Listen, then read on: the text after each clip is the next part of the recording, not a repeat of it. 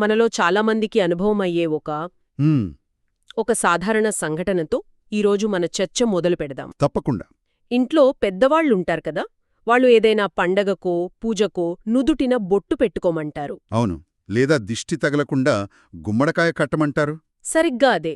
వెంటనే మనలో చాలామంది, అంటే ముఖ్యంగా ఈ తరం వాళ్ళు ఏమంటారు? ఏంటిది? ఇవన్నీ పాతకాలపు మూఢనమ్మకాలు అంటారు. వీటికి సైంటిఫిక్ ఆధారం ఏముంది అని సూటిగా ప్రశ్నించి కొట్టిపారేస్తుంటారు. ఈరోజు మనం ఈ సంఘర్షణ గురించే లోతుగా పరిశీలించబోతున్నాం. నిజమే. ఇది తరతరాలుగా వస్తున్న నమ్మకాలకు, ఆధునిక శాస్త్రీయ దృక్పథానికి మధ్య ఉన్న ఒక పెద్ద గ్యాప్ అన్నమాట. ఈ నేపథ్యంలోనే మనం ఆచార్య విజయానంద్ గారు రాసిన నీ జీవితంలో సద్గురువు పాత్ర ప్రాధాన్యత అనే పుస్తకంలోని కొన్ని ఆలోచనలను పరిశీలిద్దాం. ఆయన ఈ గ్యాప్ను ఎలా విశ్లేషించారో చూద్దాం. ఆసక్తికరమైన విషయం ఏంటంటే, రచయిత కూడా మొదట్లో మనలాగే ఆలోచించేవారట. అవునా? ఆ అవును, ప్రతిదానికి శాస్త్రీయ కారణం ఉంటేనే నమ్మేవాణ్ణని ఆయనే స్వయంగా ఒప్పుకున్నారు. మరి ఆయనలో మార్పెలా వచ్చింది? తన జీవితంలోకి ఒక సద్గురువు వచ్చాకే అజ్ఞానమనే చీకటి తొలగిపోయి జ్ఞానమనే వెలుగు తెలిసిందంటారు. ఓ, ఈ మార్పును వివరించడానికి ఆయన తన స్నేహితుడితో జరిగిన ఒక సంభాషణను ఉదాహరణగా చెప్పారు. వాస్తుశాస్త్రం గురించి వాళ్ళిద్దరూ మాట్లాడుకుంటున్నప్పుడు అప్పుడు ఆయన స్నేహితుడు అదంతా ఒక పెద్ద బూటకం, డబ్బు దండుకోవడానికే తప్ప అందులో నిజం లేదు అని గట్టిగా వాదించాడట. కరెక్ట్. ఎందుకంటే ఆయనకు తెలిసిన కొంతమంది సిద్ధాంతులు చెప్పిన మాటలకు పొంతన లేకుండా పోయింది. ఒకరు చెప్పిన దానికి ఇంకొకరు చెప్పింది వ్యతిరేకంగా ఉందన్నమాట. ఇక్కడే అసలు సమస్య మొదలవుతుంది. మనకు కలిగిన 1-2 చెడు అనుభవాలను బట్టి ఒక శాస్త్రం మొత్తాన్ని తప్పుపట్టేస్తాం.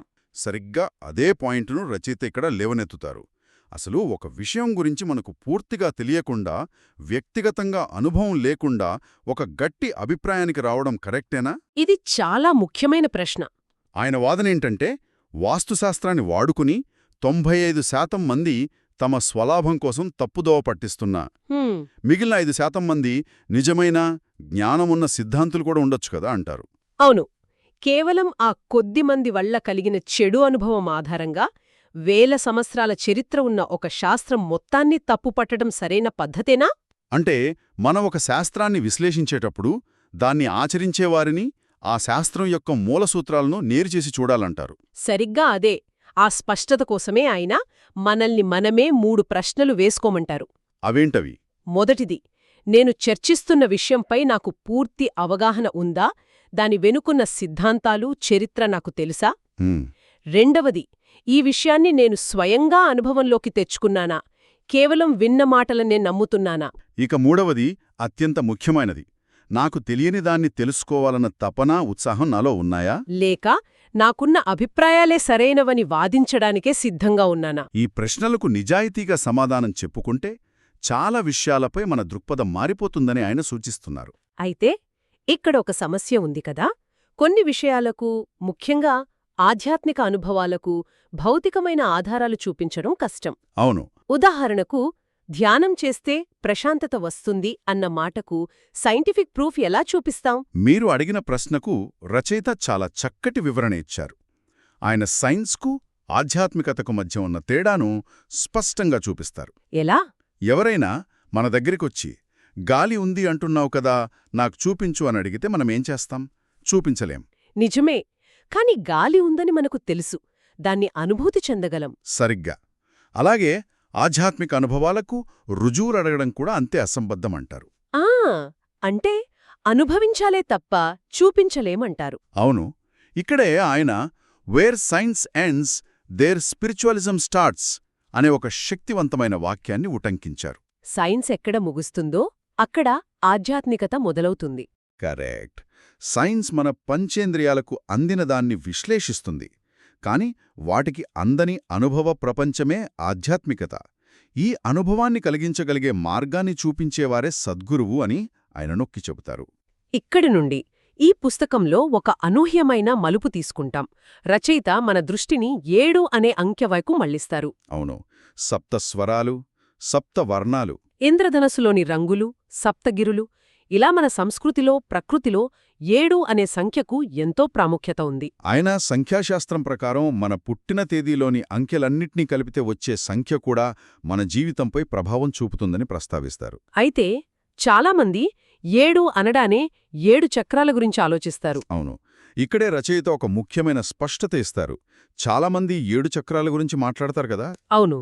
కానీ ఆయన ప్రస్తావించేది 7వ చక్రం కాదు. అసలు విషయమేమిటంటే మన శరీరంలో 6 చక్రాలున్నాయని, వాటికి పైన తల పైభాగంలో అంటే మాడులో. ఆహా, అవును, మాడులో సహస్రారం లేదా బ్రహ్మరంధ్రం అనే ఒక శక్తిద్వారం ఉంటుందని ఆయన వివరిస్తారు. ఇది 7వ చక్రం కాదు, ఆ 6 చక్రాలకు అతీతమైనది. ఓ, అంటే వాటికి పైన ఉండే ఒక శక్తి కేంద్రమన్నమాట. సరిగ్గా. దాన్ని మన శరీరంలో ఉన్న ఒక శక్తివంతమైన కాస్మిక్ యాంటెనాగా పోల్చవచ్చు. Cosmic antenna. ఈ పోలిక నాకు చాలా బాగా నచ్చింది. దీన్ని అర్థం చేసుకోవడానికి రచయిత ఒక చక్కటి రేడియో ఉదాహరణ కూడా వాడారు. అవును. మన దగ్గర ఒక రేడియో ఉంది, దాన్ని ఆన్ చేశాం, కానీ ఏమీ వినిపించదు. ఎందుకంటే మనం దాన్ని ఒక నిర్దిష్టమైన ఫ్రీక్వెన్సీకి ట్యూన్ చేయలేదు.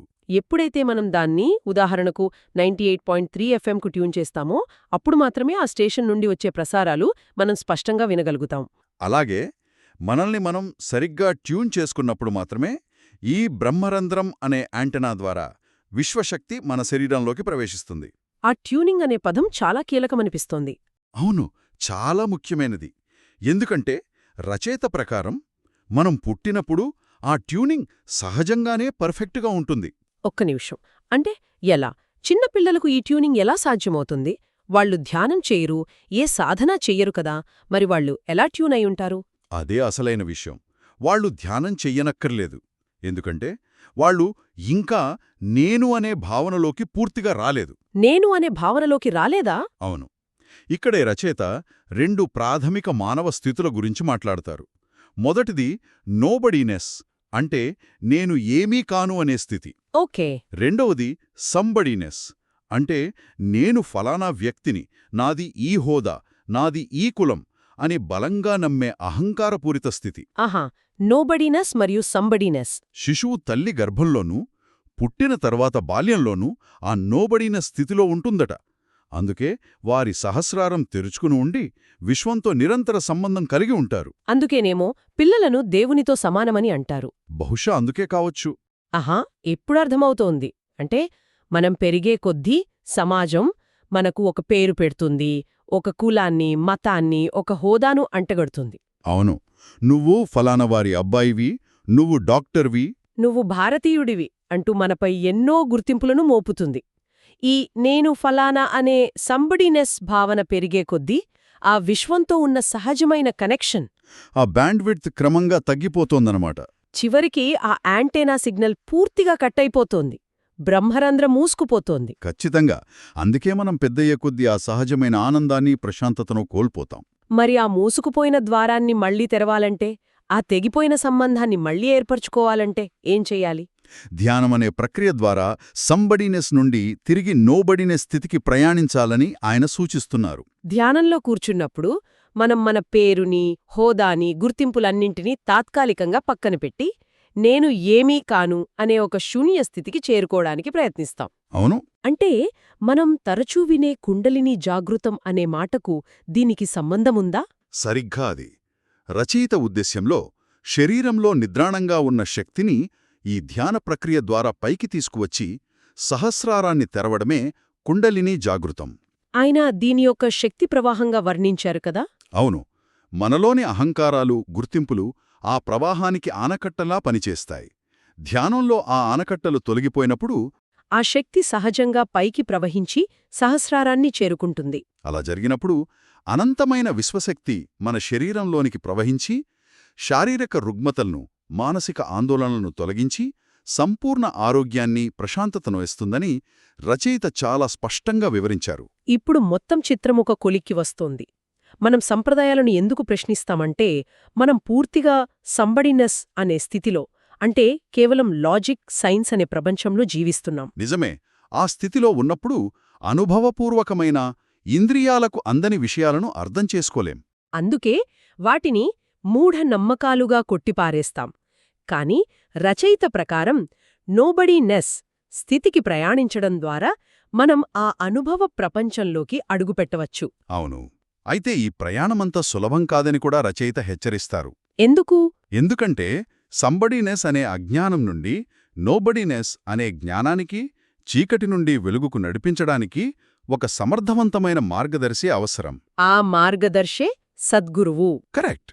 సరైన గైడెన్స్ లేకుండా ఈ దారిలో ప్రయాణించడం చాలా కష్టమని, ఎన్నో అపోహలకు, అపమార్గాలకు దారితీయవచ్చని, ఒక నిజమైన గురువు మాత్రమే ఈ మార్గాన్ని సులభతరం చేసి మనల్ని గమ్యానికి చేర్చగలరని ఆయన తన పుస్తకం యొక్క ముఖ్య ఉద్దేశ్యాన్ని స్పష్టం చేస్తున్నారు. ఈ రోజు చర్చను ముగించే ముందు మనం నేర్చుకున్న ముఖ్యమైన విషయాలను ఒకసారి చూద్దాం. మనం సంప్రదాయాలపై సందేహాలతో మొదలుపెట్టాం. అవును. ఏదైనా విషయాన్ని అనుభవం లేకుండా తిరస్కరించడం ఎంతవరకు సబబు అని ప్రశ్నించుకున్నాం. సైన్స్కు అందని ఆధ్యాత్మిక వాస్తవాలు కూడా ఉంటాయని, వాటిని అనుభూతి చెందాలంటే మనల్ని మనం ట్యూన్ చేసుకోవాలని తెలుసుకున్నాం. ఆ ట్యూనింగ్కు మన తలలోని సహస్రారమనే కాస్మిక్ యాంటెనా ఎంత ముఖ్యమో అర్థం చేసుకున్నాం. ముఖ్యంగా ఈ పుస్తకం నుండి మనం గ్రహించాల్సిన కీలకమైన విషయమేమిటంటే, ఆధునిక సమాజం మనకు అంటగట్టే గుర్తింపులు. అవును. మన ఉద్యోగం, మన హోదా, మన పేరు ఇవన్నీ మనల్ని విశ్వశక్తి నుండి దూరం చేసే అడ్డంకులు.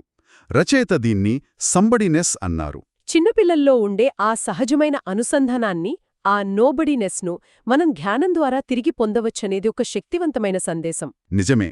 ముగింపుగా శ్రోతలకు ఒక ఆలోచనను వదిలివెళ్దామా? తప్పకుండా. రచయిత తన పుస్తకంలో సద్గురువు ఒక వ్యక్తిని మృత్యు నుండి అమరత్వానికి నడిపిస్తారని పేర్కొన్నారు. ఈ మాట వినగానే మనకు భౌతికమైన చావులేని జీవితం గుర్తుకురావచ్చు. అవును. కానీ ఈ ఆధ్యాత్మిక సందర్భంలో అమరత్వం అంటే నిజంగా అదేనా? లేక నేను ఫలానా అనే ఈ తాత్కాలిక గుర్తింపుకు, ఈ శరీరానికి అతీతంగా ఉన్న శాశ్వతమైన చైతన్యాన్ని గ్రహించడమే నిజమైన అమరత్వమా? ఈ విషయంపై లోతుగా ఆలోచించవచ్చు.